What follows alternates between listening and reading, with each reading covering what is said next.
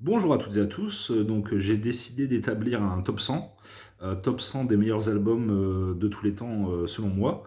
Donc je tiens juste à préciser que pour moi le premier que je vous présente aujourd'hui c'est l'album éponyme des Doors, le premier album des Doors sorti en 67, mais jusqu'au centième il n'y a pas de classement en termes de qualité ou de préférence, en sachant que pour moi les 100 albums que je vais vous présenter sont des chefs-d'œuvre, sont des albums à posséder absolument, à écouter de toute urgence si vous ne connaissez pas. Et je commence avec les Doors par pur hasard en fait.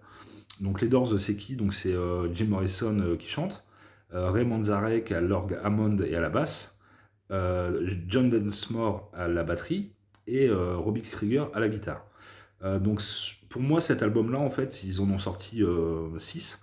C'est leur meilleur album, ils arriveront jamais selon moi à réitérer un tel exploit, dans le sens où cet album là il est absolument parfait. Toutes les chansons sont bonnes, c'est de la perfection absolue quoi.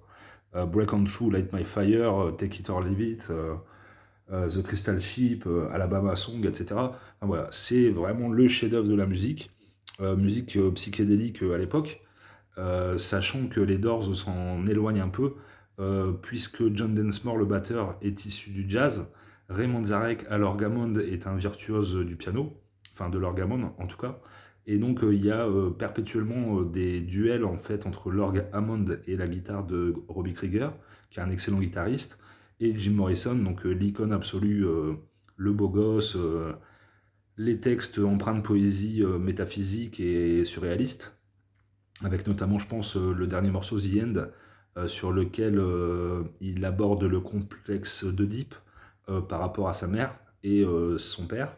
Et donc voilà, c'est un chef-d'œuvre, c'est une tuerie, voilà, on peut pas dire plus de choses là-dessus. C'est vraiment incroyable quoi. Donc voilà, donc je vais essayer de faire des vidéos assez courtes sur ce top 100, étant donné que je présente qu'un album à chaque fois. Et donc voilà, donc le premier, c'est The Doors, l'album éponyme. Donc jetez-vous dessus si vous ne connaissez pas, parce que c'est assez incroyable, et ça va vous donner des frissons. Voilà, à bientôt, salut.